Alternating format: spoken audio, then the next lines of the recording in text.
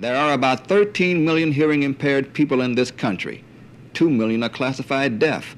That is, they can't hear ordinary speech, and they communicate best in their own language, sign language. Alexander Graham Bell's wife was deaf, and both of his parents went deaf.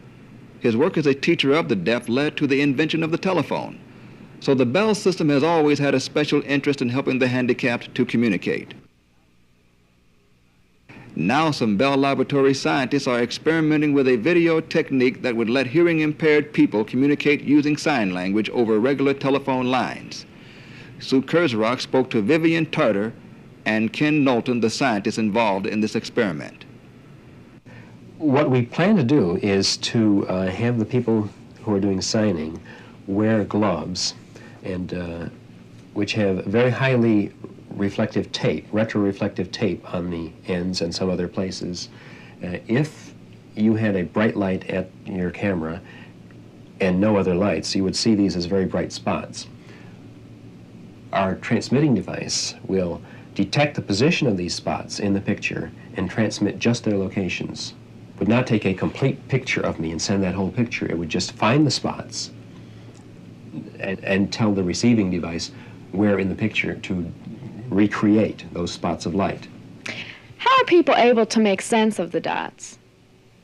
If you see a still picture of this, you probably wouldn't. You wouldn't know which spot was which. You wouldn't know, for example, if you saw this particular picture, you probably wouldn't know which was the thumb.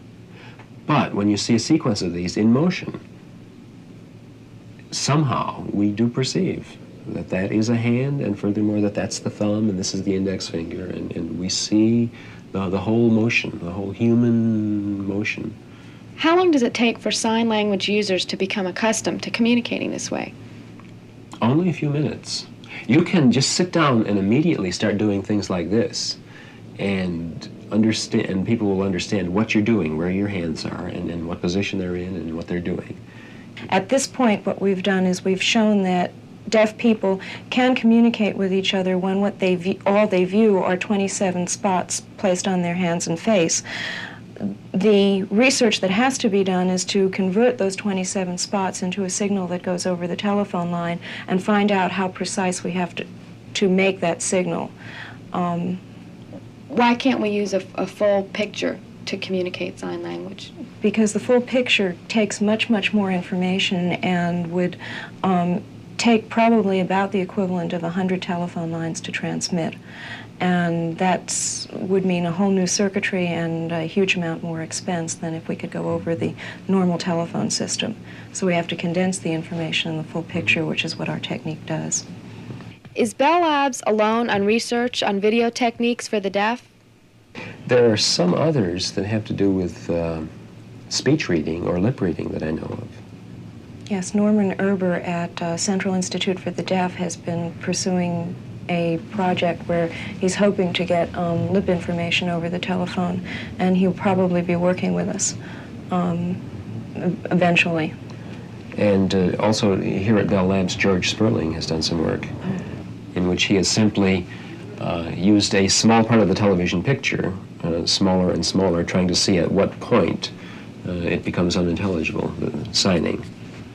How are you testing this technique now at the labs? Okay, there are 4 deaf people and 1 hearing person who's fluent in sign who have been helping us with this project, who work at the labs. They are Cynthia Jeffrey, Carol Farino, Mike Androsco, and Jean Marshall are the people who have hearing problems, and Jay Jackson has been serving as an interpreter for us and also helping us with the system. They've come in and criticized what we've been doing and spoken to one another over using the gloves so that we were able to see how effective communication could be.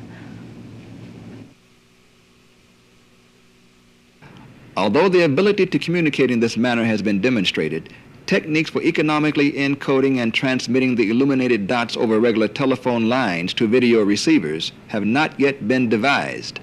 Before this can be accomplished, further research must be done to better understand sign language.